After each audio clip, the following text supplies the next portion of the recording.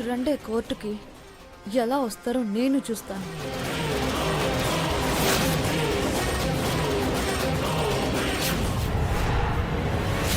అమ్మా, రక్తం!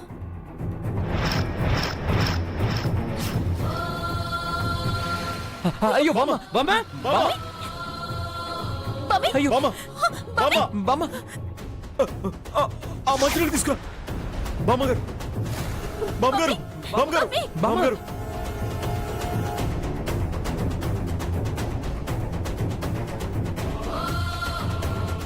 బాబీ!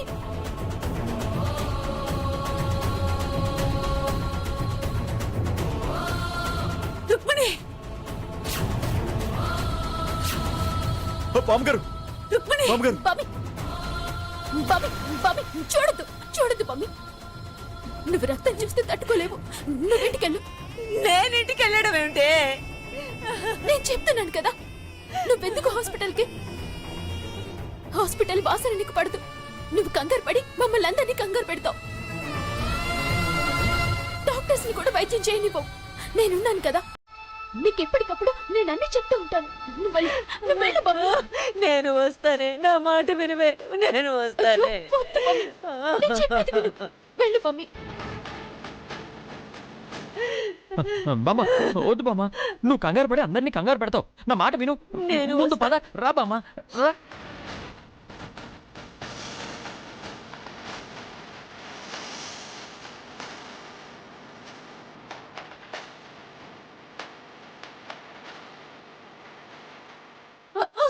హాస్పిటల్కి తీసుకెళ్దాం.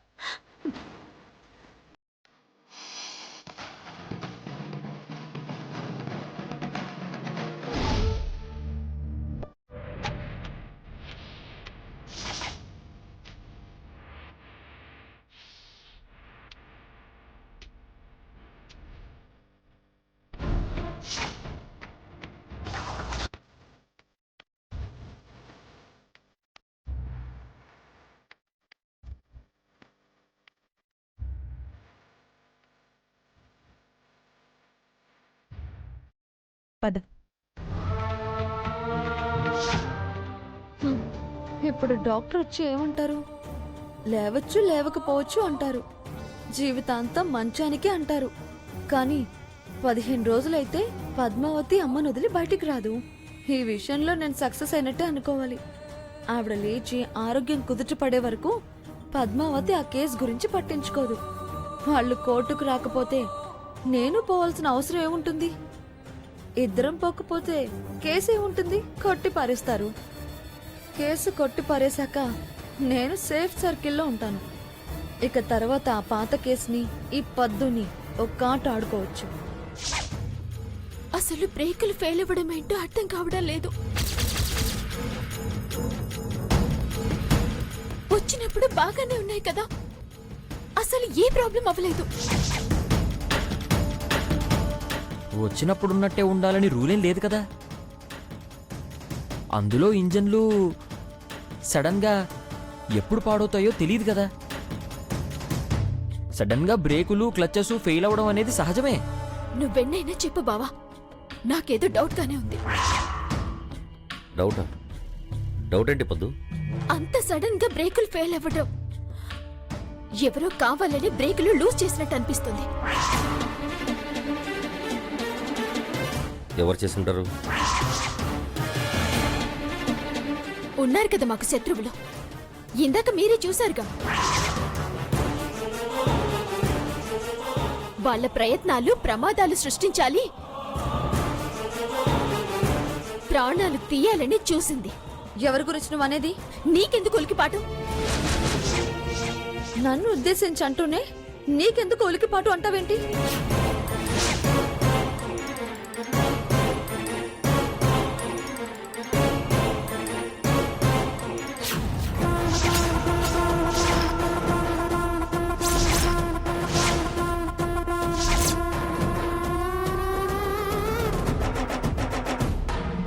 ఎస్ఐ గారు, డౌట్ కూడా క్లియర్ అయింది. బ్రేకులు ఎవరు లూజ్ చేశారో అర్థమైపోయింది.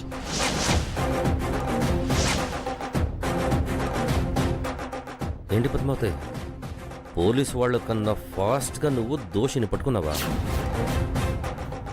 ఎవరు చెప్పావు? వాళ్ళంతా చూస్తాను, చెప్పు. ఈ మహాతల్లే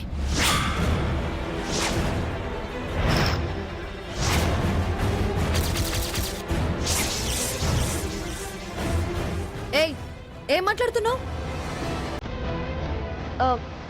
అయినా నా పేరే చెప్తావు అనుకున్నాను, అదే చెప్పావు. చెప్పడం ఏంటి చెప్పటం? ఆ? నీ చేతులకున్న గ్రీస్ మరకలే చెప్తున్నాయి.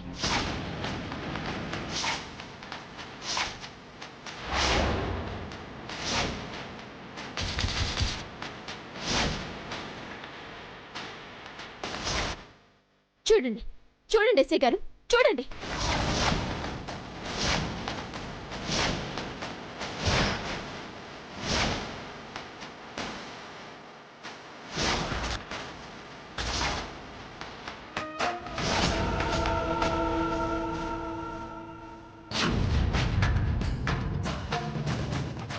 గ్రీస్ అంటే గ్రీసు, ఇవేవో వంటల దగ్గర అంటుకున్న ఆయిల్ మరకలు అనుకుంటా, అంతే. ఆయిల్ అన్నావంటే 32 పళ్ళు చేతిలో ఊడి పడతాయి. వంటల్లో పుట్టి వంటల్లో పెరిగిన దాన్ని నేను. నూనె, నెయ్యి, వెన్నె, పాలు, పెరుగు మరకలు ఇవన్నీ నాకు తెలియంది కాదు. ఖచ్చితంగా ఇవి గ్రీస్ మరకలే.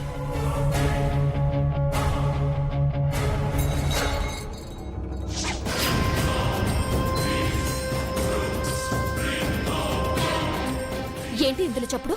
దీంట్లో ఏమైనా పెట్టుకుని తిరుగుతున్నావా? ఆ?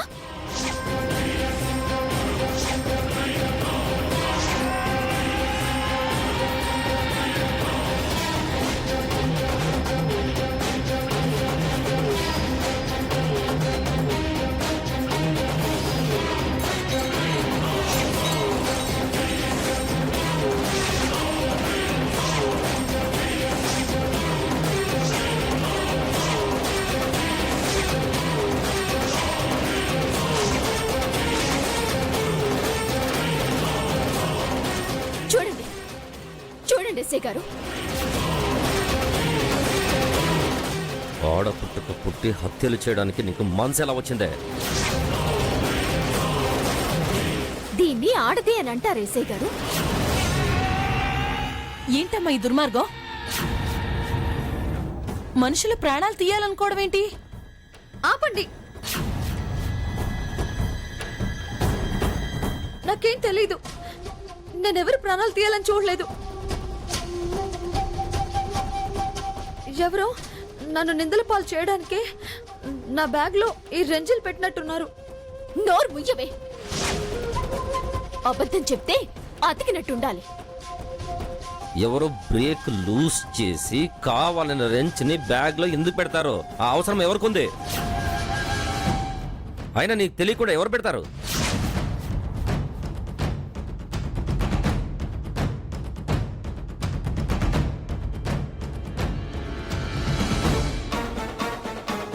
తాగావా? తాగినట్టయితే లేదు. మరి నీకు తెలియకుండా ఎలా పెట్టారు? ఒకవేళ తాగి సోయి తప్పారు అనుకుంటే నమ్మొచ్చు. చెప్పదామని నట్టు లూజ్ చేసింది నువ్వే కదా? నిజం చెప్పు. నిజంగా చెప్తున్నాను సార్, నాకేం తెలీదు. పదు, తనని ఇలా అడిగితే చెప్పదు. నా స్టైల్లో ఎంక్వైరీ చేస్తే మొత్తం కక్కుద్ది. పదా.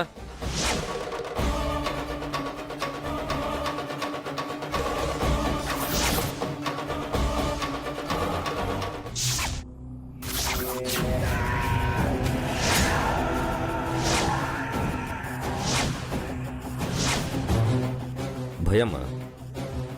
నీకు భయమా? ప్రాణం అంటే నీకు తీపి, దాని మీద నీకు ఒక ఆశ.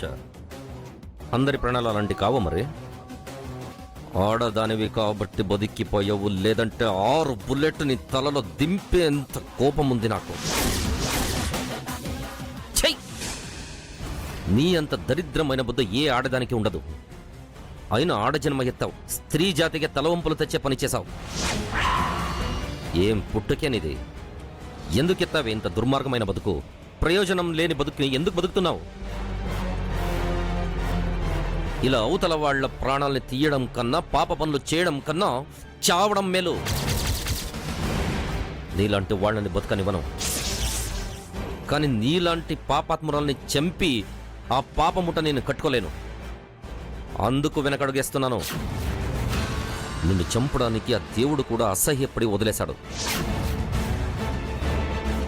ఇంతమంది నీ గురించి ఇంత చెడ్డగా నీచంగా మాట్లాడుతున్నారు. కాస్త కోపం సిగ్గు ఏమి లేదా నీకు? చావాలనిపించట్లేదా? ఎవరినో చంపడం కాదు, నిన్ను నువ్వు ఉరేసుకొని చావు. క్షమించండి, నిజంగా నేనే పాపం చేయలేదు. ఇందులో నా తప్పేం లేదు. ఏయ్! ఇంకా అబద్ధాలు చెప్పడానికి సిగ్గుగలేదు నీకు?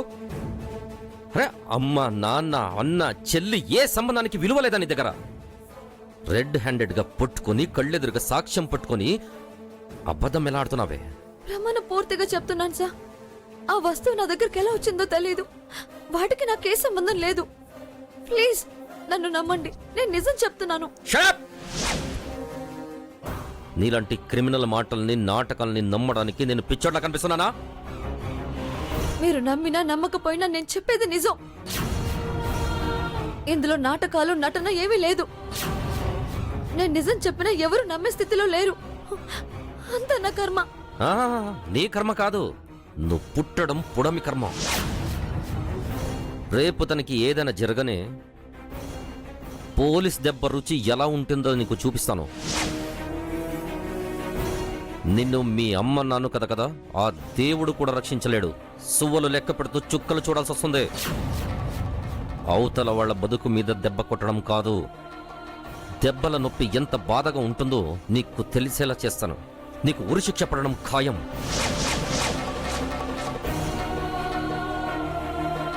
ప్లీజ్ సార్, నన్ను నమ్మండి సార్. నేనంటే మీకు మంచి అభిప్రాయం లేదు కాబట్టి, ఆ వస్తువులు నా దగ్గర దొరికాయి కాబట్టి మీరు నన్ను నమ్మడం లేదు. మిమ్మల్ని నేను నమ్మించలేకపోతున్నాను. మీ ఇష్టం సార్. నేను చెప్పాల్సింది చెప్పాను. మీకు తోచింది మీరు చేయండి. నేనేం చేయగలను? చంపేస్తే చంపేయండి. కాకపోతే ఒక్కసారి మా అమ్మ నాన్నలకి చెప్పేసి చంపేయండి. కరెక్ట్ టైంకి కరెక్ట్ పర్సన్స్ ని గుర్తు చేశావు. యాంటిసిపేటరీ బెల్ తీసుకున్నట్టు నీ పేరెంట్స్ కి ముందు చెప్పడం బెటర్ కదా. చేస్తా, ఇప్పుడే ఇన్ఫార్మ్ చేస్తా.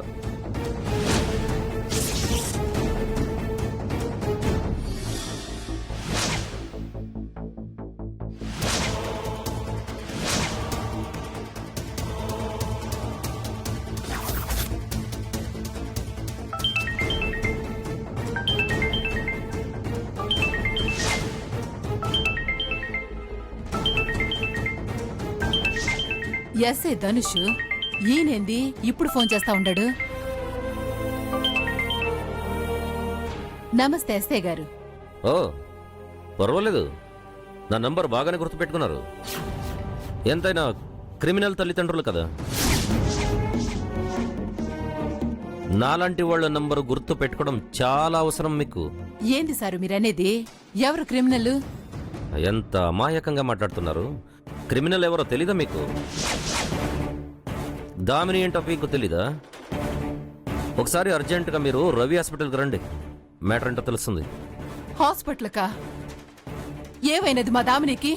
What is this? మీ దామినికి ఏం కాలేదు. మీ దామినే వేరొకరు ప్రాణం తీయాలని చూసింది.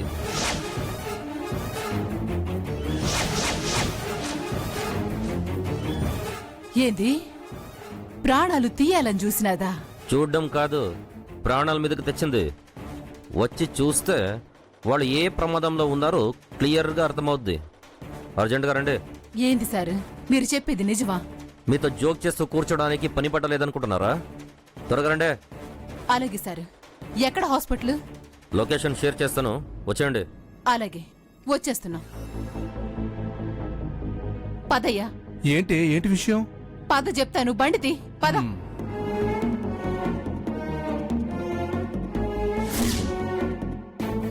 వస్తున్నారు మీ మాతృశ్రీ. ప్రస్తుతానికి హైలైట్స్ మాత్రమే చెప్పాను. ఇక్కడికి వచ్చాక క్లియర్గా చెప్తాను. ఆ తర్వాత నీ లెక్కలు తెలుస్తా.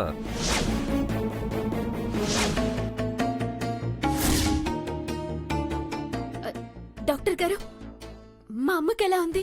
ప్రమాదమే లేదు కదా? ప్రాణభయం ఏం లేదు కదా? చెప్పండి డాక్టర్ గారు, మా రుక్మిణి పరిస్థితి ఏంటి? ఎవ్వరూ కంగారు పడాల్సిన పని లేదు. తలకి కాస్త లోతైన గాయమైంది, రక్తం పోయింది. 2 కుట్లు వేసి కట్లు కట్టాను. ఇప్పుడే ఇంజెక్షన్ ఇచ్చాను. కాస్త మత్తుగా ఉంటారు. మరొక 2 గంటల్లో ఇంటికి తీసుకెళ్లొచ్చు. మేం వెళ్ళి చూడొచ్చా డాక్టర్ గారు? వెళ్ళండి.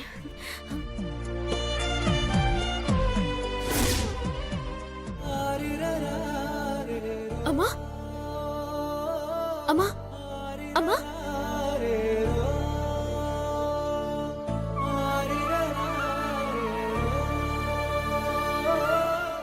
అమ్మా, ఇప్పుడు ఎలా ఉందమ్మా? ఎందుకే అంత కంగారు పడుతున్నావు? నేను బాగానే ఉన్నాను. వదినా ఎలా ఉంది? బాగుంది వదినా. నీకు యాక్సిడెంట్ అయ్యి తలకి దెబ్బ తగిలి రక్తం వస్తుంటే భయపడిపోయానమ్మా. ఎంతమంది దేవుళ్ళకి మొక్కుకున్నానో తెలుసా? నీకు పెళ్లి చేసి అక్షింతలు వేయాలి, మనవణ్ణి మనవరాల్ని ఎత్తుకోవాలి. అప్పుడే ఏమవుతుందే, ఎక్కడికి పోతానో. చాలమ్మా, ఆపా మాటలు. దీనంతటికి కారణం ఎవరు తెలుసా? ఎవరే? ఆ దామిని అమ్మా. కార్ బ్రేక్లు లూజ్ చేసింది. తనకి బ్రేకులు లూజ్ చేయాల్సిన అవసరమే వచ్చింది. ఏంటనంటావేంటమ్మా? అన్నింటికీ కారణం ఆ కేసే. మనమే దానికి అడ్డు. అత్తయ్యకి అండ. అందుకే మనల్ని ఏదో చేయాలని చూస్తుంది. అందులో భాగమే నన్ను నీళ్లలోకి నెట్టడం, నీ మీద నూనె పడేలా చేయడం, ఆఖరికి ఈ యాక్సిడెంట్ ప్రయత్నం. నాకు నమ్మకం లేదే. సాక్ష్యాధారాలతో సహా పట్టుకున్నామమ్మా. విచారించడానికి ధనుసర్ పట్టుకెళ్లారు. దాన్ని ఊరికే వదలకూడదు. మరీ దుర్మార్గానికి తెగబడుతుంది. మనుషుల ప్రాణాలు తీసేదాకా వచ్చింది. ఇదిగో పులంటే అదిగో తోక అంటారు. నీకదంటే పడదు, అనుమానం. దానికి తోడు ఇవన్నీ పోగేసుకుని ఊరికే పళ్ళు కొరుకుతూ మనసు పాడు చేసుకోవద్దు. చిన్నపిల్ల, తొందరపాటు ఆలోచనలు. దీన్నే అతి మంచితనం అంటారు. ఓ చెంప మీద కొడితే మరో చెంప చూపిస్తే గాంధీని కాబట్టి వదిలేశారు. నువ్వు చూపించు, కందిపోయి వాచేలా కొడతారు. నిన్నేం మహాత్మురాలు అనరు. ఈ క్షమించడాలు కరుణించడాలు మానే. అది కాదమ్మా. అమ్మా, ఇంకేం మాట్లాడుకో. డాక్టర్ గారు నిన్ను రెస్ట్ తీసుకోమన్నారు. మరో 2-3 గంటల తర్వాత ఇంటికెళ్ళిపోవచ్చు. అప్పటిదాకా నువ్వు కాస్త రెస్ట్ తీసుకో. నేను వెళ్ళి డిశ్చార్జ్ రాయించుకొని వస్తాను. జాగ్రత్త వదినా.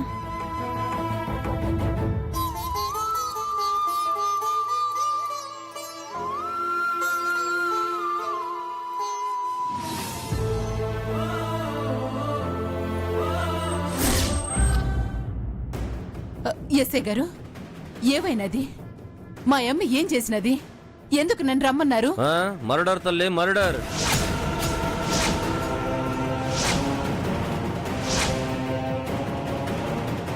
మర్డరా? అదే, కాస్త యువతలకి మర్డర్ అటెంప్ట్ అంటున్నాను. అటెంప్టా? అటెంప్టా? అయినా తప్పలేదా? అయినా పర్వాలేదా? మంచి ప్రయత్నమా? ఎంకరేజ్ చేస్తున్నారా? ట్రైనింగ్ ఇస్తారంటే? అయ్యయ్యో, అవన్నీ ఎందుకు చేస్తామండి మేము? మరి మీ ఆయనంటే అటెంప్టా అని అంత ఈజీగా రిలాక్స్ గా చెప్తున్నారు? అలాంటిదేం కాదండి. మర్డర్ అన్నప్పుడు శ్వాస ఆగిపోయింది, అటెంప్ట్ అనగానే ఊపిరాడింది, అంతే. లోపలున్న వాళ్ళకి ఏదైనా జరగనే ఇది డైరెక్ట్ గా సెల్లో ఉంటుంది. అసలేం జరిగినదండి? కార్ బ్రేక్ లూజ్ చేసింది, యాక్సిడెంట్ ప్లాన్ చేసింది.